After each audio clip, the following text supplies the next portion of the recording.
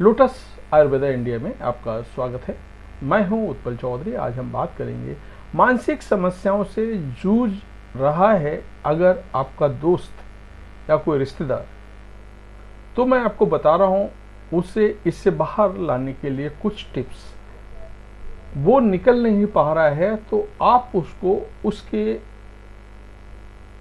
Tension से आप बाहर निकाल सकते हैं। वो भी किस तरीके से, मैं आपको बता रहा हूं। तो आइए शुरू करते हैं आज का वीडियो। भाग दौड़ भरी जिंदगी में तनाव होना आम बात है। आजकल हर उम्र के लोगों में तनाव देखने को मिल रहा है। बच्चे से लेकर के बुजुर्ग तक सभी किसी न किसी तरह के तनाव से जूझ रहे हैं। बच्चे अपनी पढ़ाई और भविष्य को लेकर चिंतित रहते हैं, तो वहीं युवा आगे बढ़ने की चाह को लेकर के चिंता बनी रहती है। बुजुर्ग अपने स्वास्थ्य को लेकर के चिंतित रहते हैं। यानी आज के दौर में हर व्यक्ति तनाव और चिंता से घिरा हुआ है। कोई इस तनाव से उभर कर नया जीवन जीने की कोशिश करता है, तो किसी के मन में सुसाइड करने तक के विचार आने लगते हैं। अगर आपका कोई दोस्त या परिजन भी तनाव, डिप्रेशन या चिंता जैसी मानसिक बीमारियों से जूझ रहा है, तो आप इन तरीकों से बाहर लाने में उसकी मदद कर सकते हैं, जो तरीका मैं आपको बता रहा हूं। तो दोस्तों, तो आपके जैसा, ऐसा मेरा मानना है। मानसिक समस्याओं से जूझ रहे दोस्त या परिजन को इससे बाहर कैसे लाएं, ये मैं आपको बता रहा हूं। तो पहला है, उनकी समस्या जानने की कोशिश करें।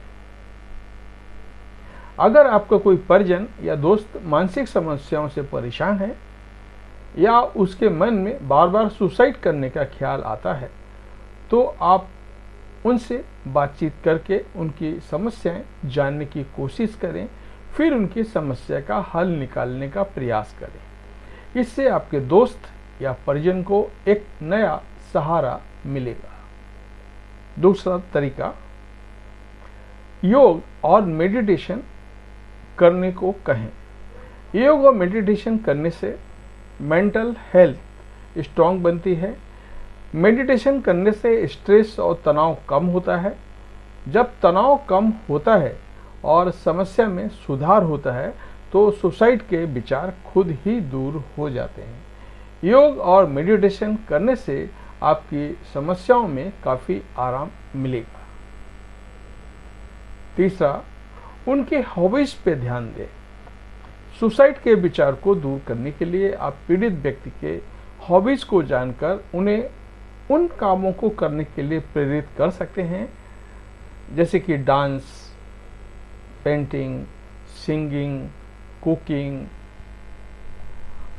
और जो भी उनकी हॉबी हो। मैं मेन हॉबी आपको बताया है, उसके अलावा उनकी कुछ हॉबी आपको पता लगते हैं, तो तनाव को कम करने में इन तरीकों से उनको मदद मिल सकती है।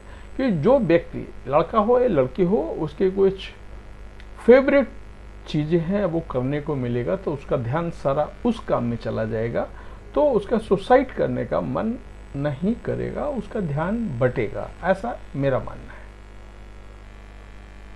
चौथा तरीका है, साइकोथेरेपिस्ट और हीलर से बातचीत करें। अगर आपका कोई परिजन सुसाइड का विचार कर रहा है, तो ऐसे में आपको उन्हें साइकोथेरेपिस्ट से मिलने के लिए प्रेरित करना चाहिए।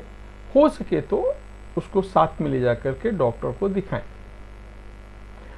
क्योंकि साइकोथेरेपिस्ट उनकी मानसिक स्थिति को समझकर ऐसे विचारों को काबू में करने की कोशिश करेगा, जिससे आपका दोस्त, आपका परिवार का कोई मेंबर स्वस्थ रहेगा और सुसाइड नहीं करेगा।